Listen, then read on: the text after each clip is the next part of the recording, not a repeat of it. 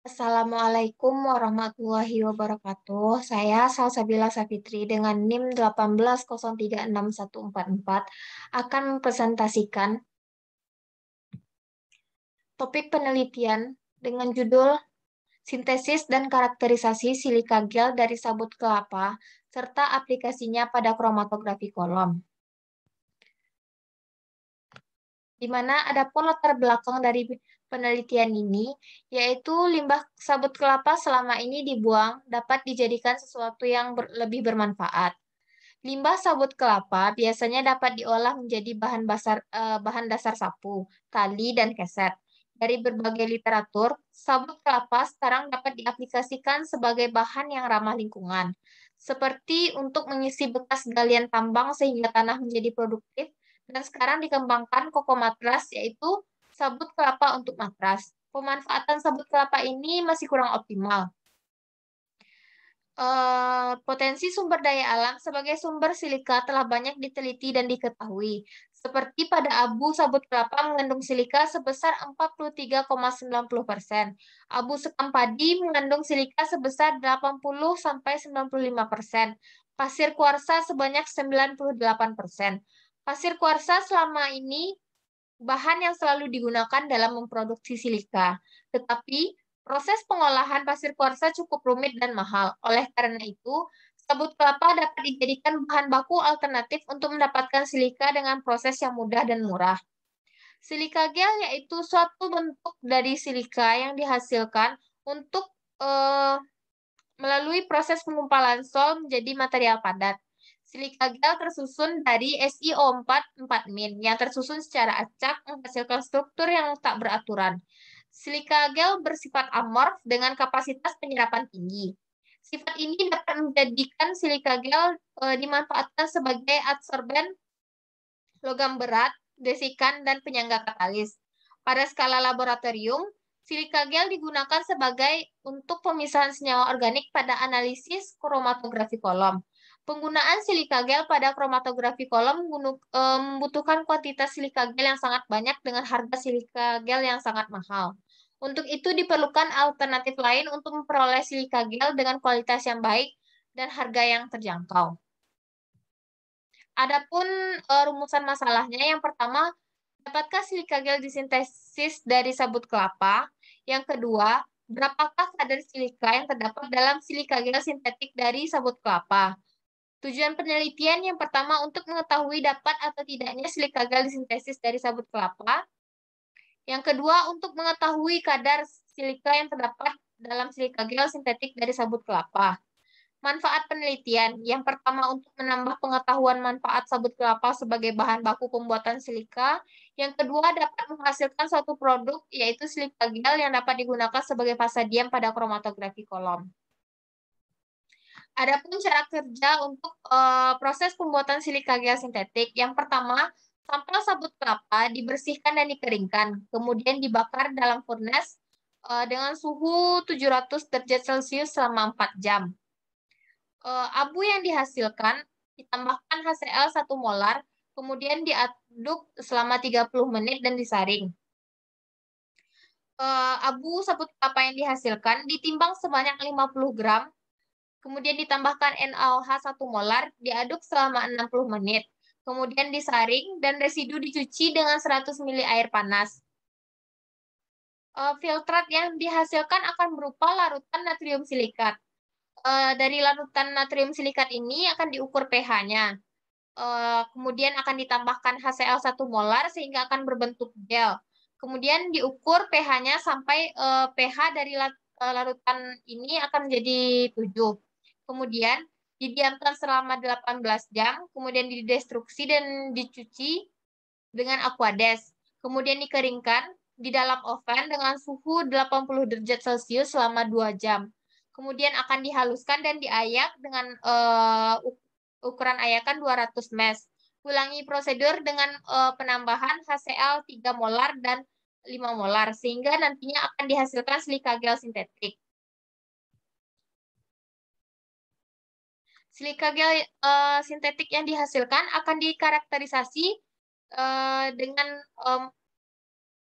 dengan menghitung kadar silika gel dengan secara gravimetri, yang kedua dengan XRD, yang ketiga akan dikarakterisasi dengan spektrofotometer FTIR, yang keempat akan dilakukan uji kromatografi kolom. Untuk hasil dan pembahasan, saya menggunakan hasil dari penelitian sebelumnya, yaitu sintesis silika gel dari limbah kaca, di mana sebelumnya telah dilakukan sintesis silika gel dari limbah kaca, yang mana saya akan mengganti limbah kaca tersebut menjadi sabut kelapa. Sintesis silika gel secara garis besar dibagi dalam 2 tahap, yaitu pemanasan dan pemurnian.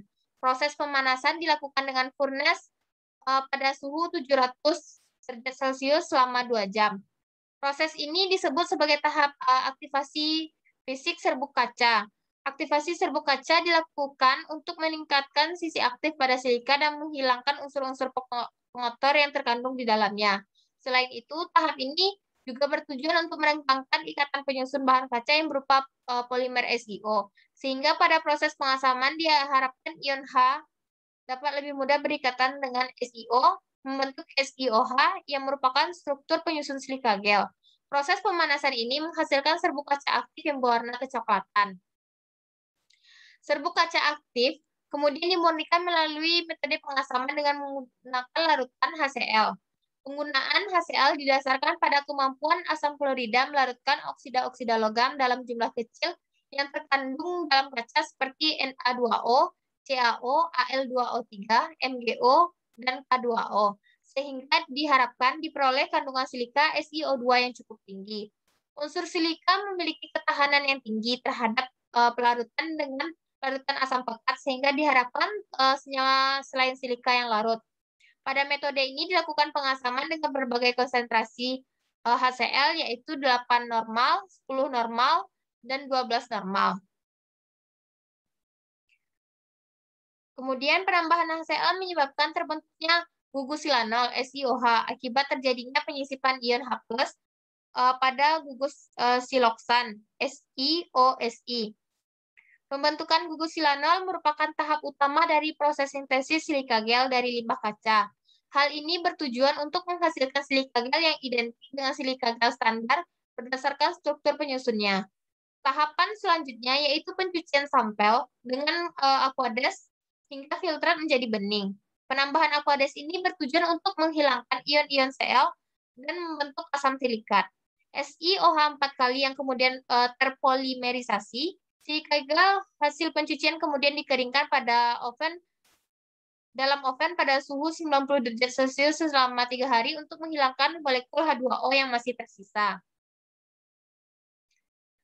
Berikut adalah hasil analisis gravimetris silika gel sintetik. Berdasarkan tabel ini, terlihat semakin tinggi konsentrasi asam, maka kadar silika yang dihasilkan semakin besar. Hal ini disebabkan karena pada konsentrasi asam yang lebih tinggi, kapasitas asam klorida melarutkan oksida legam selain silika sangat besar. Konsentrasi HCl optimum untuk menghasilkan kadar silika yang tinggi pada limbah kaca yaitu konsentrasi 12 normal.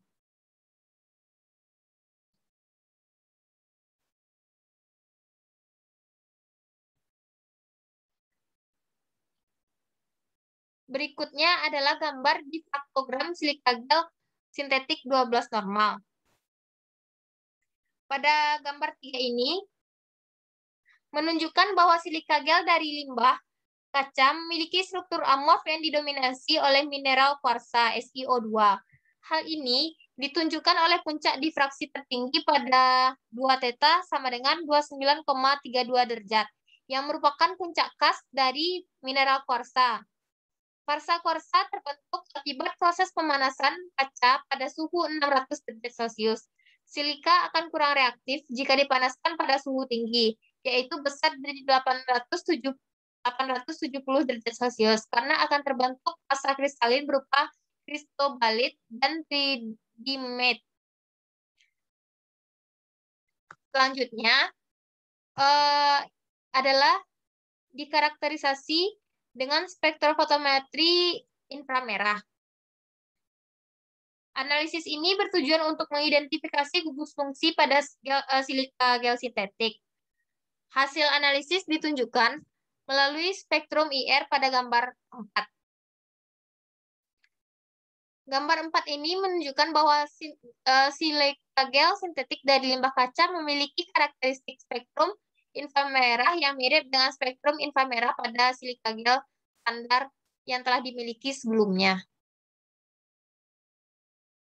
Kemudian ada tabel 2, yaitu data bilangan gelombang pita serapan inframerah pada silika gel sintetik limbah kaca.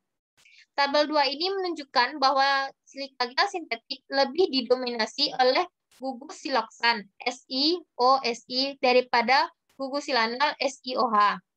Hal tersebut ditunjukkan dengan tidak adanya serapan pada bilangan gelombang kurang lebih 900 cm -1 yang merupakan serapan khas dari gugus silanal SiOH. Selain itu, terdapat serapan melebar dengan intensitas rendah pada 3.425,58 cm -1. Nilai bilangan gelombang ini khas untuk setiap gugus fungsi karena setiap gugus fungsi menyerap energi yang berbeda satu sama lain. Silika gel sintetik juga masih mengandung molekul air dengan adanya pita serapan pada 1620,21 cm -1. Hal ini mengindikasikan bahwa sintesis silika gel dengan metode pemanasan dan pemurnian asam klorida memungkinkan terbentuknya gugus siloksan SiO(Si) yang dominan dan mengandung molekul air. Berdasarkan analisis XRD dan FTIR, dapat diketahui bahwa silika gel telah berhasil disintesis dari limbah kaca. Kemudian dilakukan uji aplikasi silika gel sintetik pada kromatografi kolom. Berikut adalah gambar dari uji kromatografi kolom. Uji aplikasi silika gel sintetik sebagai fasa diam dalam kolom kromatografi merupakan metode karakterisasi yang dilakukan selanjutnya. Uji aplikasi ini dilakukan melalui variasi kepelaran fasa gerak pada kromatografi kolom dengan silika gel standar sebagai pembanding fasa gerak yang digunakan terdiri dari 3 jenis, yaitu 3 kloroforum, N-heksan, serta campuran etanol dan aseton. Dengan perbandingan 8:2, melalui uji aplikasi ini, diketahui bahwa silika gel sintetik dapat berperan sebagai fasa diam dalam kromatografi kolom.